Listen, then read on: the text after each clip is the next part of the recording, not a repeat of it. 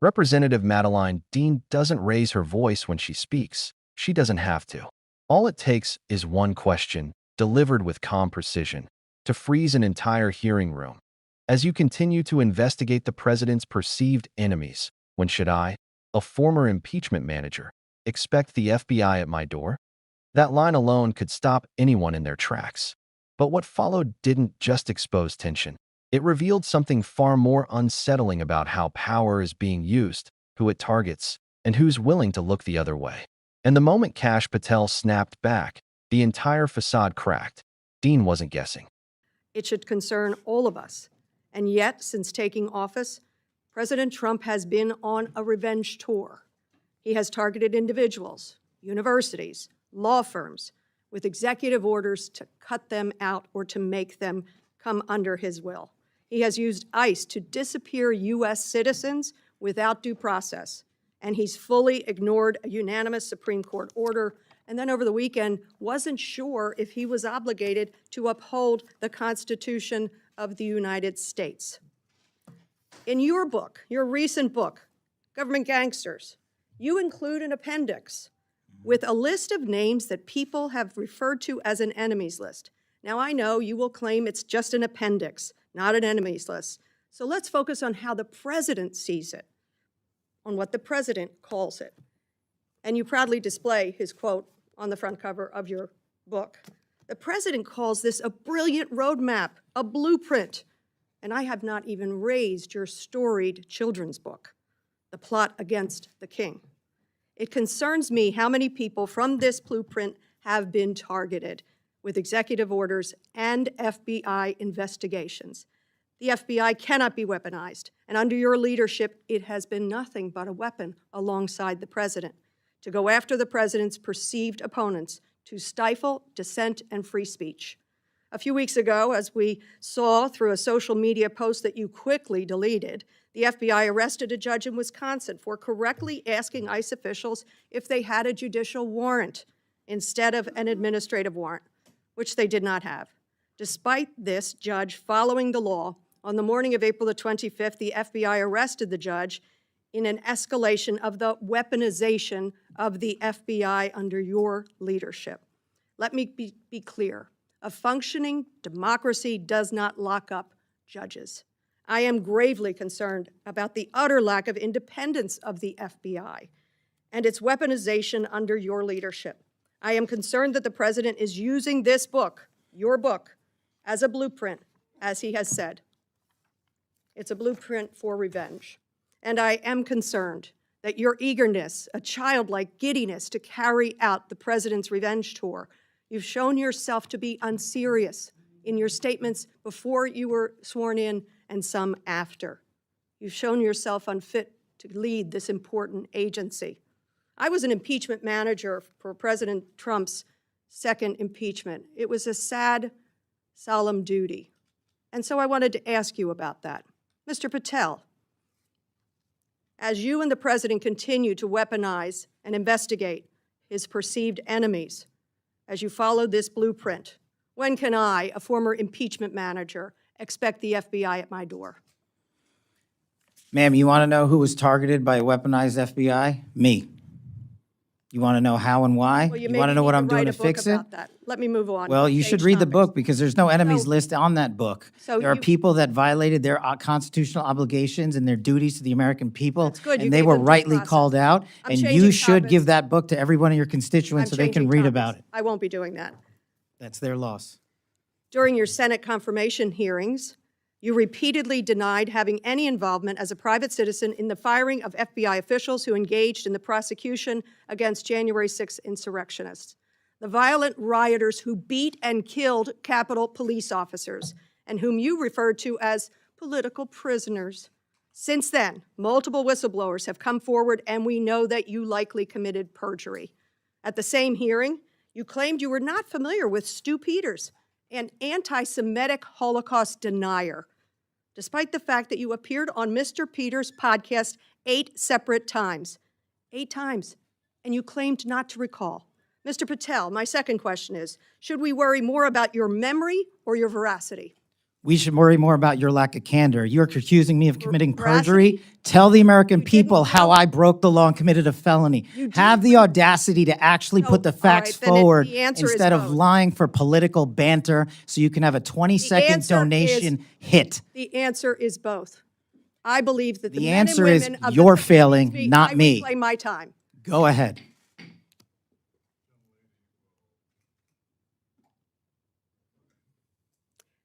Mr. Patel, I believe that the members of the FBI, and I know many of them, many retired, 38,000 people, as you say, it's a little less than that now, deserve the very best, deserve extraordinary independence, deserve freedom from the fears of being investigated, the freedom of coming forward to make sure they're doing their job. And I'll end with this, that I think it's interesting that in your proposal today, you find yourself at a gulf of difference between you and the president. I wonder how you will resolve that. Will you go to the president and say, we need $11.2 billion, not what you cut out of here? You're asking for more than $1 billion than the president's request. Are you going to go to the president and straighten out that gulf?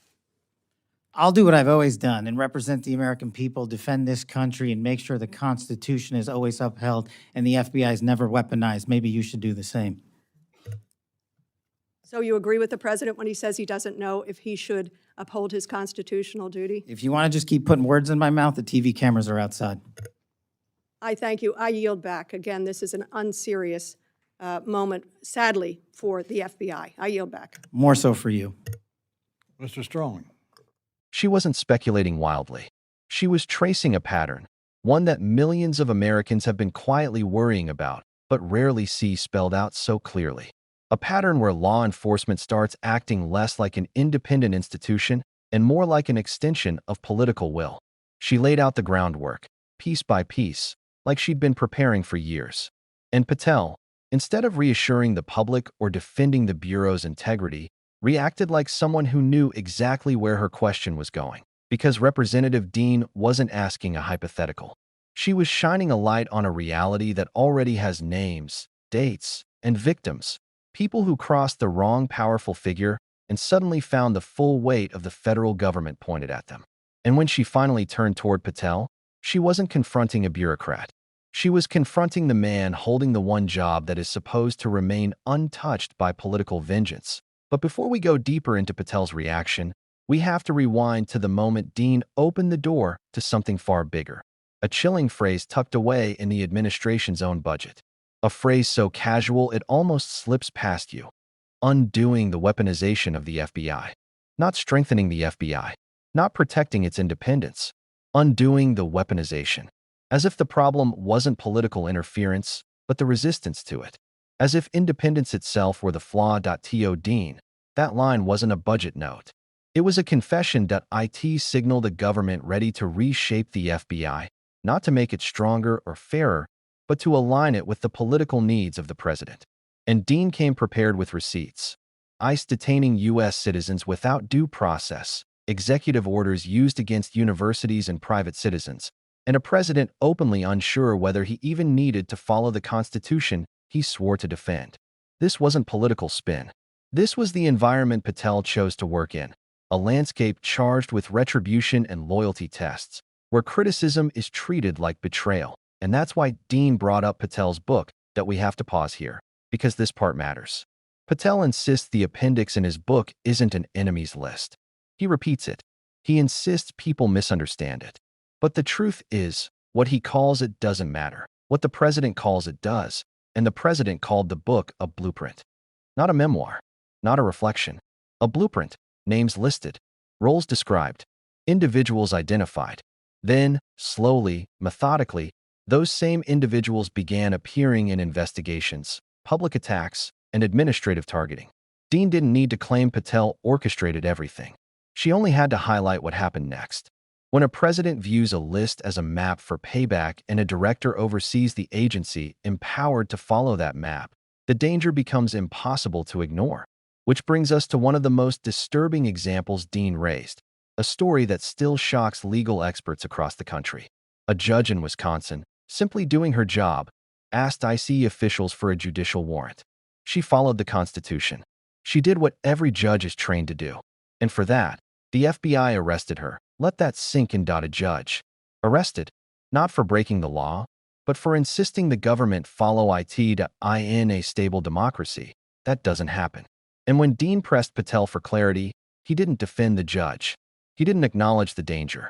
He simply denied responsibility and moved on, as if the arrest of a judicial officer wasn't a seismic moment for the rule of law. But Dean wasn't finished. She pivoted hard into Patel's own credibility, something essential for anyone leading a law enforcement institution. She pointed to his Senate confirmation testimony, where he repeatedly denied involvement in firings tied to January 6th prosecutions.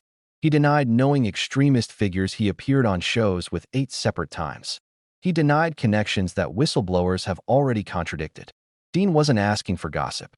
She was asking whether the director of the FBI was capable of basic transparency. And then came the line that cut deeper than any accusation. Should we worry more about your memory or your veracity? Patel erupted, not because she struck a nerve, but because she exposed the central contradiction of his position. If Patel's memory is as weak as he claims, he cannot lead a security institution that depends on precise facts, timelines, and reliable judgment. If his memory is fine, then he misled Congress. Either truth makes him unfit, but the moment Patel snapped wasn't a sign of strength. It was confirmation of exactly what Dean was illustrating, that under pressure, when accountability is demanded, the instinct of this leadership is deflection, indignation, and political talking points. Not honesty, not independence. And that's when Dean went for the contradiction that left the entire room quiet. She noted that Patel's budget request, his own request, asked for over $1 billion more than the president allocated.